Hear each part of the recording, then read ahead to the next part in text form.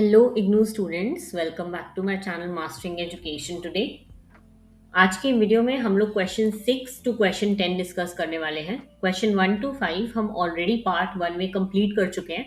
तो अगर आपने पार्ट 1 अभी तक नहीं करे तो सबसे पहले आपको जाके पार्ट 1 करना है, बिकॉज उसमें टॉप 5 इंपॉर्टेंट क्वेश्चन हैं। ऑलराइट, उन 5 क्वेश्चन के पेपर में आने के सबसे ज्यादा चांसेस हैं, तो आपको वो जरूर करने हैं और उसके बाद ये पार्ट 2 करना है। ऑलराइट, वो भी 30 मिनट्स की वीडियो है और ये भी ऑलमोस्ट 30 मिनट्स की वीडियो होगी। 1 घंटे में आपका एटलीस्ट इतना प्रिपेयर हो जाएगा कि आप कंफर्टेबली जो है एग्जाम को अटेम्प्ट कर पाओ। ओके, बिना किसी टाइम वेस्ट करे स्टार्ट करते हैं क्वेश्चन नंबर 6 से। देखो, क्वेश्चन नंबर 6 हमसे पूछ रहा है distinguish between qualitative and quantitative research. बहुत ही ब्रॉड क्वेश्चन है, बहुत बार पेपर में क्वेश्चन आता भी है। मैं आपको बता दूं, ये क्वेश्चन का जो आंसर है मैं ऑलरेडी डिस्कस कर चुकी हूँ। जब मैंने ऊपर आपको अलग अलग मेथड समझाए थे तो उसमें हर मेथड को हमने डिवाइड करा था क्वालिटेटिव क्वांटिटेटिव में। तो वहां पे मैंने आपको बताया था कि क्वालिटेटिव क्या होता है, क्वांटिटेटिव सिंपल नाम से याद रखना। देखो, क्वालिटेटिव क्वालिटी की बात कर रहे हैं। अगर हम किसी चीज की क्वालिटी देखते हैं तो हम डीप अंडरस्टैंडिंग करते हैं ना, हम लोग नंबर्स नहीं देते उसे कि अच्छा इसकी क्वालिटी 5 की है, इसकी 6 की है, ऐसे नहीं। हम बोलते हैं ना, अगर कोई कपड़ा भी देखते हैं तो कहते हैं क्वालिटी सॉफ्ट है, या फिर ये कपड़ा बहुत हैवी है, या कुछ ऐसे क्वालिटी। तो इसमें बेसिकली सब्जेक्टिव चीजें आती है जिसको आप डिस्क्राइब कर सकते हो। ओके, वहीं क्वांटिटेटिव की बात करें तो क्वांटिटेटिव में क्वांटिटी की बात हो रही है जिसको आप नंबर्स दे सकते हो। ओके, तो ये दोनों चीजों में बेसिक डिफरेंस जो है ये याद रखना। ओके, अगर हम मीनिंग्स देखें हम एक एक करके, तो देखो, क्वांटिटेटिव रिसर्च जो होती है वो रिसर्च होती है बेसिकली जिसमें न्यूमेरिकल डाटा कलेक्ट किया जाता है और उसका स्टेटिस्टिकल एनालिसिस किया जाता है। यानी कि इसमें ना बेसिकली आपको नंबर्स, परसेंटेज, ग्राफ ये सब मिलेगा। ठीक है, इसका मेन ऑब्जेक्टिव होता है फैक्ट्स को मेजर करना और हाइपोथेसिस को टेस्ट करना। जो चीजें फैक्चुअल है, ऑलरेडी लिखी हुई है, हो रखी है, उन चीजों के लिए बेटर रहती है। ठीक है, फिर हम बात करें अगर क्वालिटेटिव रिसर्च की, तो देखो, क्वालिटेटिव रिसर्च वो रिसर्च है जिसमें लोगों के एक्सपीरियंस, उनकी फीलिंग्स, उनके बिलीफ क्या है, इन सबको समझ जाता है। ठीक है, यहाँ पे नंबर्स इंपॉर्टेंट नहीं होते, यहाँ पे स्टोरीज इंपॉर्टेंट होती हैं। और यहाँ पे रिसर्चर लोगों की लाइफ को डीपली अंडरस्टैंड करता है। मैंने ये बोला, डीप अंडरस्टैंडिंग की बात होती है क्वालिटेटिव रिसर्च में। ठीक है, अगर अब हम बेसिक देखो, यहाँ पे देखें नेचर ऑफ डेटा पे अगर देखें तो क्वांटिटेटिव में न्यूमेरिकल आएगा और वहीं क्वालिटेटिव में आपके वर्ड्स, ऑब्जर्वेशन, डिस्क्रिप्शन ये सब आता है। ठीक है, इसकी जो रिसर्च अप्रोच होती है ना, वो क्वांटिटेटिव की देखो बहुत स्ट्रक्चर्ड होती है, डिडक्टिव, यानी कि आपको ना क्वेश्चन आप लिख सकते हो, ऐसे क्वेश्चन बना सकते हो कि इसके बाद ये क्वेश्चन, इसके बाद ये क्वेश्चन, ऐसे कर कर।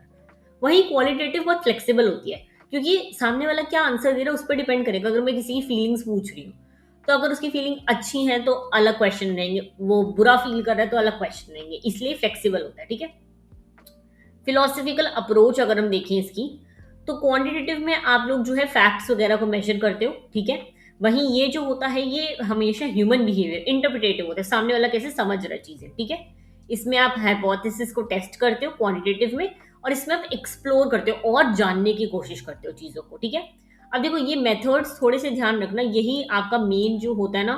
कभी कभार आंसर ऐसे आ जाएगा, क्वेश्चन ऐसा आ जाएगा कि what is participant observation, what type of research is this. तो आपका एक जो पार्ट है वो क्वालिटेटिव रिसर्च का आंसर आना चाहिए। ठीक है, तो देखो, क्वांटिटेटिव में आपके सर्वे, क्वेश्चन, स्ट्रक्चर्ड इंटरव्यू ये सब आते हैं। वहीं क्वालिटेटिव में इन डेप्थ इंटरव्यू हो गए, पार्टिसिपेंट ऑब्जर्वेशन, एथनोग्राफी ये सब आता है। ठीक है, इसमें क्वालिटेटिव में बहुत बड़ा सैंपल साइज होता है, इसमें स्मॉल होता है। ठीक है, क्योंकि इतने लोगों से आप समझ नहीं सकते चीजें। इसमें स्टेटिस्टिकल टेक्निक्स लगती हैं, इसमें थीमेटिक लगती हैं। ठीक है, जो क्वांटिटेटिव का डेटा होता है ना वो यूजुअली जनरलाइजेबल होता है, यानी कि उसका जो भी कंक्लूजन निकल रहा है वो सब पे अप्लाई होगा। लेकिन ऐसा नहीं होता क्वालिटेटिव में। ठीक है, क्योंकि कंटेक्स्ट स्पेसिफिक होते हैं, सामने वाला क्या बोल रहा है उस पर डिपेंड करता है। ठीक है, इसमें ऑब्जेक्टिविटी, डिस्टेंस मेंटेन हो सकता है। नंबर्स में आप देखो, आप इतना डीप अंडरस्टैंडिंग नहीं कर रहे तो आप इतना किसी से अटैच नहीं हो रहे, किसी से बायस नहीं हो गए, है ना।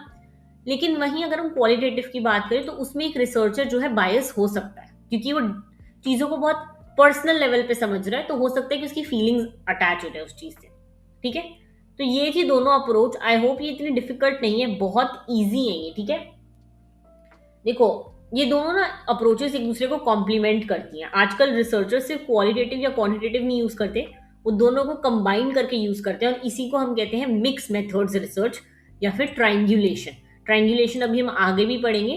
ट्राइंगुलेशन जैसे आपको पता चल रहा है, इसका नाम में ट्राइंगल आ रहा है ना। तो देखो, दो अप्रोचेस लेते हैं और दोनों से हम मेजर करते हैं कि एक ही हमारा कंक्लूजन निकले। ठीक है, तो ये होती हैं। अब देखो, इसके एडवांटेजेस क्या होंगे दोनों को कंबाइन करने के। हमें और डेप्थ मिलेगी, वैलिडिटी रिलायबिलिटी बढ़ेगी। ठीक है, रिसर्चर्स जो है अपना एक स्टेटिस्टिकल पैटर्न बना सकते हैं क्वालिटेटिव रिसर्च पे। ये सब बहुत इजी क्वेश्चन है, सबसे इजी क्वेश्चन यही है इस पेपर का। तो अगर ये क्वेश्चन है तो जरूर अटेम्प्ट करना। अगर आपने टेबल बनाया होगा जो मैंने आपको यहाँ पे दिया, तो ये मोर देन इनफ रहेगा। ठीक है, मूव करते हैं देखो नेक्स्ट क्वेश्चन पे। What is triangulation? अभी हमने ऊपर देखा। एक्सप्लेन इट्स सिग्निफिकेंस इन सोशल साइंस रिसर्च। देखो, नाम थोड़ा सा टेक्निकल लग रहा है लेकिन बहुत ही इजी है। देखो, ट्रायंगुलेशन का मतलब है एक ही रिसर्च प्रॉब्लम को समझने के लिए मल्टीपल मेथड्स या फिर मल्टीपल डेटा सोर्सेज या फिर मल्टीपल थ्योरीज या फिर मल्टीपल रिसर्चर्स का यूज करना। यानी कि देखो, ट्रायंगुलेशन में आप क्या होता है, एक ही चीज तक पहुंचने के लिए ना दो अलग अलग चीजें यूज कर रहे होते हो या दो से ज्यादा भी।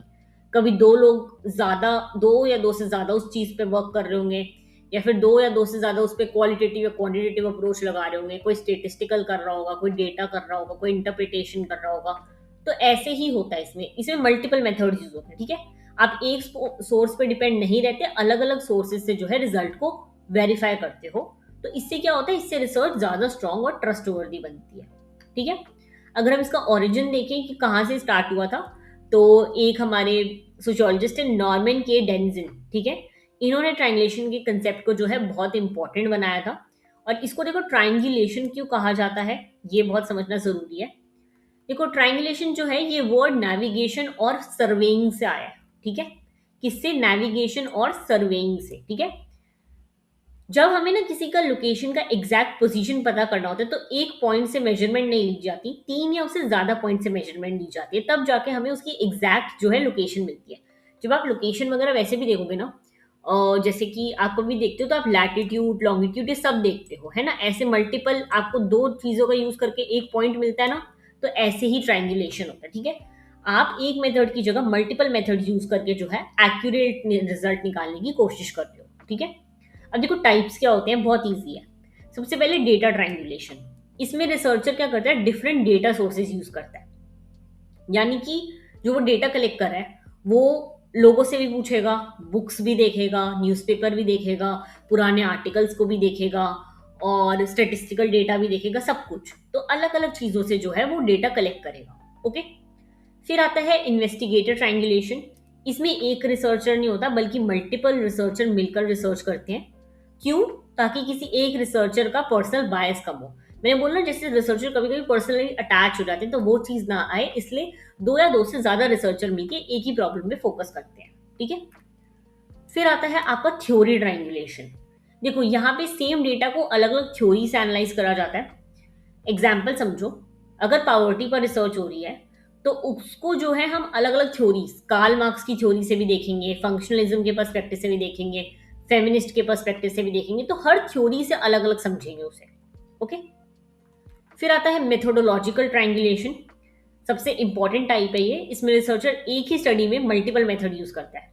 जैसे कि पहले वो लोगों पे सर्वे करेगा, फिर इंटरव्यू करेगा, फिर सर्वे या फिर ऑब्जर्वेशन करेगा। यानी यहाँ पे नंबर्स भी कलेक्ट होंगे, रीजंस भी मिलेंगे। तो मिक्स्ड मेथड्स का सबसे बेस्ट एग्जांपल है ये। ठीक है, अब देखो इसका इंपॉर्टेंट क्या होता है, इंपॉर्टेंस क्या है ट्रायंगुलेशन की। एक तो बहुत ही ईजी है, समझो।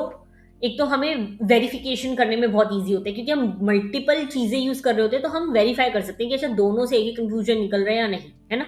बायस कम होता है क्योंकि देखो अगर मल्टीपल रिसर्चर होंगे तो कोई भी एक का बायस नहीं आ सकता। ठीक है, रिलायबिलिटी और वैलिडिटी इंप्रूव होती है। आपको रिलायबिलिटी और वैलिडिटी का मतलब पता होना चाहिए अगर आप रिसर्च का पेपर पढ़ रहे हो। ठीक है, रिलायबल की डेटा, हमारा जो कंक्लूजन निकले कितना रिलायबल है, कितना हम उस पर अपने आप को डिपेंडेंट कर सकते हैं। ठीक है, और वैलिडिटी मतलब वैलिडेटिंग, यानी कि वो वैलिड भी है, सही है या नहीं, ये चीज। ठीक है, कॉम्प्लेक्स प्रॉब्लम को बेटर समझा जा सकते हैं दोनों ट्रायंगुलेशन का मेथड यूज करके। इसमें क्वालिटेटिव क्वांटिटेटिव दोनों चीजें यूज होती हैं। ओके, इजी क्वेश्चन था, कोई इतना डिफिकल्ट नहीं है। सिर्फ मल्टीपल सोर्सेज, ट्रायंगुलेशन मतलब मल्टीपल सोर्सेज, ये याद रखना। ओके, मूव करते हैं हम लोग नेक्स्ट क्वेश्चन पे, that is question number 8। What is case study method, discuss it's use in social research. Another very easy question, बहुत ही फेवरेट क्वेश्चन है ये, इग्नू वालों का बहुत बार पेपर में आया है। ठीक है, किसी ना किसी तरीके से आता ही है। तो देखो, अगर हम इसके डेफिनेशन से इसको समझें तो केस स्टडी मेथड एक ऐसा रिसर्च मेथड है जिसमें रिसर्चर किसी एक इंडिविजुअल, किसी एक इंसान, किसी एक फैमिली, किसी एक ग्रुप, इंस्टीट्यूशन या फिर कम्युनिटी का डिटेल में स्टडी करता है। ठीक है, यहाँ पे आपका फोकस क्वांटिटी पर बिल्कुल नहीं होता, क्वालिटी और डेप्थ पर होता है। ठीक है, तो केस स्टडी का मतलब है एक केस उठाना और उसकी डीप अंडरस्टैंडिंग करना। ठीक है, अब देखो केस स्टडी मेथड है तो कैसे कैसे केस हो सकते हैं। केस देखो सिर्फ एक पर्सन ही होता है। कभी कभी आप सोचोगे कि केस का मतलब तो हमें केसेस होएगा तो डिफरेंट, केस का मतलब एक तो ऐसा नहीं होता। केस आपका कुछ भी हो सकता है, एक इंडिविजुअल भी हो सकता है, एक कोई फैमिली भी हो सकती है, एक पूरा ट्राइबल ग्रुप भी हो सकता है, एक पूरी क्लास ऑफ सोशल ग्रुप भी हो सकता है कि एक मिडिल क्लास के ऊपर कर रहे हैं, एक कंपनी भी हो सकती है, तो कुछ भी हो सकता है। ठीक है, यानी रिसर्चर किसी भी एक यूनिट का जो है डिटेल स्टडी करता है। अब देखो टाइप्स देखेंगे हम इसके कितने टाइप्स होते हैं। सबसे पहला आता है सिंगल केस स्टडी। हमें नाम से क्लियर है, यहाँ पे सिर्फ एक केस का डिटेल स्टडी होता है। जैसे कि कोई एक ट्राइबल विलेज हो गया, एक किसी एंटरप्रेन्योर पे हो गया, एक किसी स्टूडेंट पे हो गया, ऐसे करके सिंगल। ओके, फिर आता है आपको कंपैरेटिव और मल्टीपल केस स्टडी। यहाँ पे रिसर्चर एक नहीं, दो या उससे ज्यादा केसेस कंपेयर करता है। यानी कि दो अलग स्टेट्स के सेल्फ हेल्प ग्रुप हो गए, या फिर दो अलग स्टेट के स्कूल्स हो गए, या फिर आप समझ लो जैसे कि आप इंडिया की टीनेज गर्ल्स को यूएस की टीनेज गर्ल्स से कंपेयर कर रहे हो, तो ये हो गया कंपैरिजन वाली चीज आ गई। ठीक है, फिर आता है आपका लॉन्गिट्यूडनल केस स्टडी। देखो इसमें रिसर्चर सेम केस को बहुत टाइम तक स्टडी करते हैं। जैसे कि आप किसी बच्चे को स्टडी कर रहे हो तो आप उसके टीनेज ईयर से लेकर उसके जब तक शादी नहीं हो रही तब तक उसको स्टडी कर लो, तो ये हो गया एक लंबे समय तक। ओके, अब देखो सोर्सेज ऑफ डेटा क्या होते हैं, कैसे आप केस स्टडी में कहाँ से आपको इन्फॉर्मेशन कलेक्ट करना होता है। सबसे पहले होता है इन डेप्थ इंटरव्यू। आप उनसे बातचीत करते हो, ऑब्जर्व करते हो, उन्हें देखते हो, उनके पर्सनल डॉक्यूमेंट, लेटर, डायरीज, ये सब, या फिर पुराने डॉक्यूमेंट्स अगर उन पे कलेक्टेड हैं वो सब हो गए, या फिर आप उनके साथ रहकर फील्ड नोट्स वगैरह, फोटोग्राफ्स वगैरह ये सब कलेक्ट करते हो। ठीक है, अब देखो केस स्टडी यूजफुल भी होती है और इसके डीमेरिट्स भी होते हैं। यूजफुल क्यों होती है, एक तो ये डीप अंडरस्टैंडिंग में काम आती है, चीज़ों को डेप्थ में समझने के लिए, रियल लाइफ इससे ज़्यादा समझ आती है आपको। ठीक है, अगर कोई रेयर केसेस होते तो उनके लिए सबसे बेस्ट यूज होती है, जैसे किसी क्रिमिनल पे हो गया, कोई सर्वाइवर पे हो गया, ऐसे कर। ठीक है, और थ्योरी डेवलप करने में हमें बहुत हेल्प करती है। साथ ही साथ होलिस्टिक अंडरस्टैंडिंग, रिसर्चर सिर्फ एक फैक्टर नहीं देखता, अलग अलग फैक्टर देखता है इसमें। ओके, अब देखो इसके डीमेरिट्स भी उतने ही होते हैं। एक तो ये बहुत ज़्यादा जो है टाइम कंज्यूमिंग होती है, बहुत इस पे पैसा लगता है। ठीक है, साथ ही साथ जनरलाइज नहीं कर सकते, जो आप एक इंसान पे स्टडी करोगे जरूरी थोड़ी है वो सब पे वैलिड होगी, तो वो चीज़। ठीक है, रिसर्चर बायस आने का सबसे ज़्यादा यहाँ पे डर रहता है, क्योंकि आप इतने टाइम तक किसी एक से बात कर रहे हो, किसी एक को जानने की कोशिश कर रहे हो, तो आपकी पर्सनल फीलिंग्स अटैच हो सकती हैं। ओके, रेप्लीकेशन, यानी कि जो भी थ्योरी का कंक्लूजन निकल रहा है उसको आप कॉपी करके किसी और इंसान पे अप्लाई नहीं कर सकते। ओके, इजी था, बहुत इजी मेथड है, केस स्टडी सबसे इजी मेथड है। ओके, तो अगर ये क्वेश्चन है ये जरूर अटेम्प्ट करना। क्वालिटेटिव, क्वांटिटेटिव, केस स्टडी और सैम्पलिंग, हमने ये सब पढ़ा था, ये सब क्वेश्चंस बहुत इजी होते हैं, सबसे पहले अटेम्प्ट करने ने पेपर में। ओके, मूव करते हैं नेक्स्ट क्वेश्चन पे, that is question number 9। Question number 9 is what is hypothesis, discuss the steps involved in testing a hypothesis. Very important question, very very important question, बहुत paper में आता है ये, और थोड़ा सा डिफिकल्ट क्वेश्चन है ये। ठीक है, देखो अगर मैं सिंपल लैंग्वेज में समझाऊं ना तो थोड़ा ध्यान से समझना, डिफिकल्ट है क्वेश्चन, मैं पहले बोल रही हूँ। देखो हाइपोथेसिस एक एजुकेटेड गेस या फिर टेंटेटिव स्टेटमेंट होती है जिसे आप रिसर्च के थ्रू टेस्ट करते हो। ठीक है, यानी कि ये कोई फाइनल आंसर नहीं होता। जैसे कि एक हाइपोथेसिस ले लो, एजुकेटेड गेस, समझ रहे हो ना, आपको पढ़ा लिखा होना चाहिए, ये नहीं कि आप कुछ भी बोल रहे हो। जैसे कि आप बोलते हो आजकल ग्रेजुएट्स भी अनएम्प्लॉयड हैं हमारी कंट्री में due to various factors, due to unemployment या फिर due to unavailability of jobs. Okay, ऐसे करके आप एक गेस मारते हो, ये कि ऐसा है मेरे अकॉर्डिंग। ओके, अब आप इसको हाइपोथेसिस, ये हाइपोथेसिस है और आप इसको टेस्ट करोगे कि क्या ऐसा सही में कुछ है या फिर इन दोनों चीजों के बीच में कोई रिलेशन नहीं है, ग्रेजुएट और अनएम्प्लॉयमेंट के बीच में, ऐसे कर। ठीक है, तो ये जो है रिसर्च के बाद ही डिसाइड होता है कि आपका हाइपोथेसिस जो है वो सही था या फिर गलत था। ओके, अब देखो मीनिंग समझते हैं प्रॉपरली हाइपोथेसिस का। देखो हाइपोथेसिस रिसर्चर का ना एक प्रिडिक्शन होता है कि आप प्रिडिक्ट कर रहे हो चीज को, ठीक है। जैसे कि और एग्जांपल समझो, सोशल मीडिया का ज्यादा यूज करने से स्टूडेंट की स्टडीज को अफेक्ट होता है। अब रिसर्चर क्या करेगा, उसने ये स्टेटमेंट ले ली, अब इस पर सर्वे करेगा, इंटरव्यू करेगा, डेटा कलेक्ट करेगा और उसके बाद चेक करेगा कि उसका प्रिडिक्शन सही था या नहीं, ठीक है। यानी कि हाइपोथेसिस बेसिकली क्या होता है, prediction plus testing is equal to hypothesis, simple, okay. अब देखो गुड हाइपोथेसिस यानी कि एक सही हाइपोथेसिस क्या होता है, सबसे पहले तो एक बहुत क्लियर होना चाहिए, आप कोई वेग चीज नहीं बोल रहे, कुछ भी नहीं बोल रहे। जैसे कि आप बोल देते हो आजकल तो सारी विमेन ही कंप्लेंट करती हैं, अब ये बहुत ही वेग वेग स्टेटमेंट होगा, क्योंकि क्या इसमें आप किस चीज का कंप्लेंट कर रहे हो, कौन सी विमेन्स को इंक्लूड कर रहे हो, गर्ल्स भी इंक्लूड कर रहे हो, बच्चे भी इंक्लूड कर, बहुत वेग होगा। तो आपका क्लियर होना चाहिए हाइपोथेसिस, बहुत पर्टिकुलर होना चाहिए, ठीक है। वही मैंने देखो नेक्स्ट में आगे स्पेसिफिक होना चाहिए, ठीक है। टेस्टेबल होने चाहिए, यानी कि आप उसको टेस्ट कर सकते हो, उस पर डेटा कलेक्ट हो सकता है। कल को आप ये बोल दो कि मार्स पे एलियन रहते हैं, अब इसका डेटा कहां से कलेक्ट करोगे, तो ये चीज, ठीक है। एग्जिस्टिंग थ्योरी से रिलेटेड होना चाहिए, आजकल मतलब जो पहले थ्योरीज बनी है उसमें से कुछ होना चाहिए उस पर एक्सेप्ट या रिजेक्ट किया जा सके, यानी कि कुछ उसका एंड में कंक्लूजन निकल सके, ठीक है। अब types of hypothesis very very important और सबसे डिफिकल्ट। अगर मैं आपको एक सजेशन दूं, पेपर में आपको 5 क्वेश्चन करने, 5 क्वेश्चन मिल गए वेल एंड गुड, नहीं मिल रहा तो प्लीज हाइपोथेसिस वाले क्वेश्चन को लास्ट रखना, क्योंकि टाइप्स ऑफ हाइपोथेसिस में आप कंफ्यूज हो जाओगे, बहुत डिफिकल्ट है, ठीक है। सबसे पहला देखो आता है null hypothesis, okay. Null hypothesis क्या होता है, ये ना वेरिएबल्स के बीच कोई रिलेशनशिप नहीं है ऐसा कहता है। यानी कि एग्जाम्पल के तौर पे समझो, एजुकेशन और पॉलिटिकल पार्टिसिपेशन के बीच कोई रिलेशनशिप नहीं है। जब आप नल हाइपोथेसिस लेते हो ना, तो आप ये बोलते हो कि इन दोनों के बीच में कोई रिलेशनशिप नहीं है। नल, नल से याद रखना, नो, ओके। फिर आता है आपका ऑल्टरनेटिव हाइपोथेसिस। ये देखो, ये H0 जो है इसको ऐसे लिखा जाता है, नल हाइपोथेसिस को ऐसे H1 करके लिखा जाता है ऑल्टरनेटिव हाइपोथेसिस को।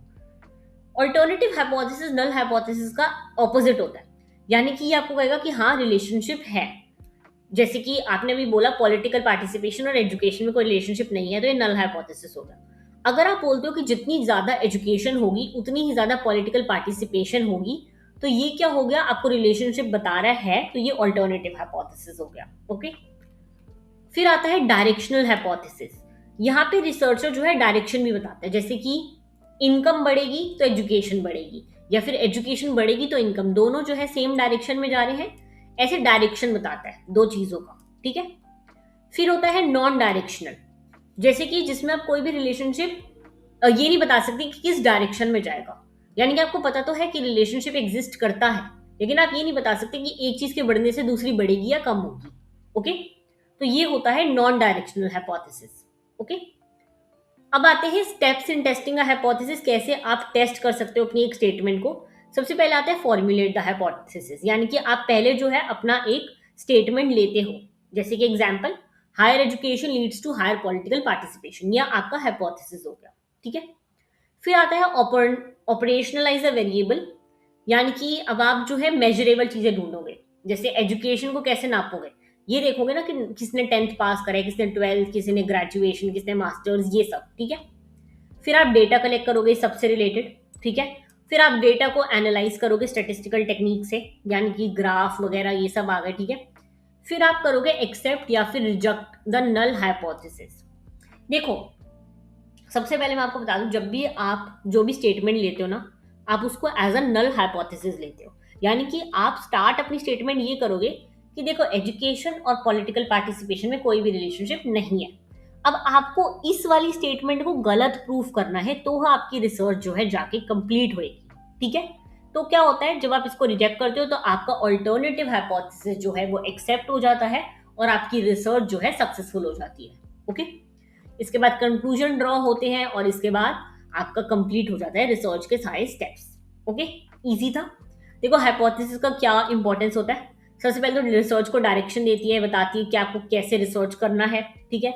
वेरिएबल आप क्या क्या बेसिस लोगे अपनी रिसर्च का, राइट मेथड यानी कि किस हिसाब से डेटा कलेक्ट करोगे, एनालाइज कैसे करोगे, थ्योरी को डेवलप कैसे करोगे, इस सब में हेल्प करता है हाइपोथेसिस, ओके, मूव करते हैं नेक्स्ट क्वेश्चन पे. That is question number 10. That is the last question from my side. Okay, देखो मैंने पहले ही बताया मैं 10 क्वेश्चन ही करवाऊंगी, मैं पूरा सिलेबस नहीं करवा सकती आपको. ऑलराइट, पूरा सिलेबस आपको पता है MSO 002 की 2 बुक्स हैं, 2 भी नहीं है, 3 बुक्स हैं, तो बहुत वास्ट है इसका सिलेबस. कल पेपर है, अभी ये हम जो है एक फास्ट पेस्ड रिवीजन कर रहे हैं, तो इसमें मैं आपको पहले 10 क्वेश्चन करा रही हूँ जो बहुत इंपॉर्टेंट है. इसमें से पक्का क्वेश्चन आएंगे और इतना गारंटी हो सकता है कि हाँ आप पास हो जाओगे. ओके, लेकिन अगर आप लोगों को अच्छा स्कोर करना है या आपको मैक्सिमम मार्क्स लाने हैं, तो आप ये PDF मेरे से परचेज करके आगे के क्वेश्चन पढ़ सकते हो. पढ़कर आपको समझ आ जाएंगे क्योंकि मैंने लैंग्वेज बहुत ईजी रखी है आंसर्स की. ओके, लास्ट क्वेश्चन देखते हैं, question number 10. Discuss the ethical issues involve in conducting social science research. Very very easy question. देखो, रिसर्च एथिक्स क्या होते हैं? रिसर्च एथिक्स वो मोरल प्रिंसिपल्स और रूल्स होते हैं जो रिसर्चर को बताते हैं कि रिसर्च ऑनेस्टली, फेयरली और रिस्पॉन्सिबल कैसे करनी चाहिए. यानी कि जब आप रिसर्च करने जाते हो तो क्या क्या चीजें हैं, क्या क्या रूल्स हैं, अनसेड रूल्स हैं जो आपको फॉलो करने होते हैं. ठीक है, यानी कि रिसर्च करते वक्त पार्टिसिपेंट्स की रिस्पेक्ट होनी चाहिए, ऑनेस्ट होनी चाहिए, उनको सब पता होना चाहिए, ये सब आते हैं. ठीक है, एथिक्स की जरूरत क्यों है? देखो, सोशल साइंस रिसर्च में रिसर्चर डायरेक्टली लोगों के साथ काम करता है, तो उनकी feelings, belief, personal information, family background, ये सब कलेक्ट करता है. ठीक है, अगर वो एथिक्स फॉलो नहीं करेगा, वो रूल्स को फॉलो नहीं करेगा, तो पार्टिसिपेंट को हार्म हो सकता है, पार्टिसिपेंट बैक ऑफ कर सकते हैं, बहुत चीजें हो सकती है. इसलिए एथिक्स बहुत जरूरी होते हैं. ठीक है, अब एथिक्स में क्या क्या आता है? सबसे पहले आता है इन्फॉर्म्ड कंसेंट, यानी कि रिसर्चर शुरू करने से पहले पार्टिसिपेंट को बताता है कि देखो मैं तुम पे रिसर्च कर रहा हूँ. रिसर्च के टॉपिक भी बहुत जरूरी होते हैं कि हाँ देखो इस टॉपिक पे रिसर्च होगी, आपसे इंफॉर्मेशन कलेक्ट करी जाएगी, तो सब कुछ बताना पार्टिसिपेंट को जरूरी होता है. ओके, फिर आता है कॉन्फिडेंशियलिटी एंड अनोनिमिटी, यानी कि जो भी पार्टिसिपेंट है आप उसकी पर्सनल इंफॉर्मेशन को पर्सनल रखोगे, यानी कि आप उसका नाम, एज, एड्रेस ये कभी भी रिवील नहीं करोगे. ठीक है, अवॉइडेंस ऑफ हार्म, यानी कि आप कैसे भी अपने पार्टिसिपेंट को हार्म नहीं करोगे, B it psychologically, physically, emotionally, कैसे भी. ठीक है, ऑनेस्ट एंड इंटीग्रिटी, आपकी जैसा रिपोर्ट, आप जैसी चीजें ऑब्जर्व कर रहे हो उससे जो निकल रहा है आप वही बताओगे. गलत चीजें फैब्रिकेट, यानी कि अपनी रिसर्च को जान पूछकर सक्सेसफुल बनाने के लिए चीजें बनाओगे नहीं. ठीक है, वॉलेंटरी पार्टिसिपेशन, जो इंसान पार्टिसिपेट करना चाहे उसी से आप उसका इंटरव्यू लोगे, ऑब्जर्व करोगे, किसी को फोर्स नहीं करोगे. Okay, and right to withdraw, कोई भी पार्टिसिपेंट कभी भी आपकी रिसर्च छोड़कर जा सकता है, उसको ये राइट होता है. ओके, अब एथिकल इश्यूज आते क्या है? देखो, सोशल साइंस रिसर्च करते वक्त सबसे पहला आता है डिसेप्शन एंड कोवर्ट रिसर्च. इसमें क्या होता है, कभी कभी रिसर्चर पार्टिसिपेंट को रिसर्च का असली पर्पस नहीं बताता, इसको हम डिसेप्शन कहते हैं, और ये एथिकल इशू माना जाता है क्योंकि पार्टिसिपेंट को पूरी इंफॉर्मेशन नहीं दी गई है. ओके, फिर आता है पावर इम्बैलेंस, कभी कभी रिसर्चर पावरफुल पोजीशन में होता है और पार्टिसिपेंट वीक पोजीशन में, तो ये भी रिसर्चर का जो है एथिकल इशू आता है. डेटा मिसयूज हो सकता है, अगर कहीं लीक हो जाए, कुछ पता लग जाए. कल्चरल सेंसिटिविटी, यानी कि देखो एक बहुत प्रैक्टिकल एग्जाम्पल समझना, कोई एक इंसान है जो बिल्कुल डिफरेंट कल्चर से, डिफरेंट रिलीजन से है, वो जाके एक बिल्कुल डिफरेंट रिलीजन को समझ रहा है, तो हो सकता है कि वो कुछ ऐसी चीजें बोल दे जो दूसरों को बुरी लग जाए, तो ये चीज. ठीक है, प्रोटेक्शन ऑफ वल्नरेबल ग्रुप्स, देखो स्पेशल केसेस होते हैं जैसे कि children, disabled people, elderly people, इनके साथ रिसर्च करते वक्त आपको एक्स्ट्रा केयर रखने की जरूरी होती है, तो ये भी एथिक्स का बहुत इंपॉर्टेंट सेफ प्रॉब्लम है. ठीक है, institutional safe guard, very important. देखो, यूनिवर्सिटी और रिसर्च इंस्टीट्यूशन में एथिक्स कमेटी या फिर इंस्टीट्यूशनल रिव्यू बोर्ड होता है, और ये कमेटी रिसर्च प्रपोजल को चेक करती है और देखती है कि रिसर्च एथिकल है या नहीं. अगर सब कुछ एथिकल है तभी रिसर्च को अप्रूवल मिलता है, वरना जो है IRB उसे डिसअप्रूव कर देती है. ओके, समझ आ गया? 10 के 10 क्वेश्चन हमने डिस्कस कर लिए हैं, मोर देन इनफ है आपके पेपर के लिए. मैंने आपको पहले भी कहा था, अगर आपको आगे के क्वेश्चंस करने हैं तो आप PDF मेरे से परचेज कर सकते हो. ऑलराइट, इसमें टोटल जो है आपको टोटल क्वेश्चंस मिल जाएंगे 18 क्वेश्चंस प्लस शॉर्ट नोट्स, और ये सारे जो हैं इनफ रहेंगे आपके पेपर के लिए. इतना करके चले जाओगे, इजीली पेपर को अटेम्प्ट कर सकते हो, अच्छा स्कोर कर सकते हो. बाकी ऑल द वेरी बेस्ट, मिलते हैं नेक्स्ट वीडियो में, दैट इज MSO 003. मेरे पास MSO 003, 004 सबके PDF रेडी है, सिमिलर वे में PDF है, अराउंड 50-55 पेजेस के. इतने ही क्वेश्चंस रहेंगे, 18 to 20 क्वेश्चंस, और आप सारे पीडीएफ भी इकट्ठे परचेज कर सकते हो, कोई दो भी कर सकते हो या फिर सिर्फ MSO002 भी कर सकते हो। ऑलराइट, नीचे आपको टेलीग्राम इंस्टाग्राम का लिंक दे रखा है, वहां पे आप मेरे को कॉन्टैक्ट करके पीडीएफ परचेज कर सकते हो बहुत ही मिनिमम अमाउंट के लिए। बाकी all the very best for your exam. Thank you so much.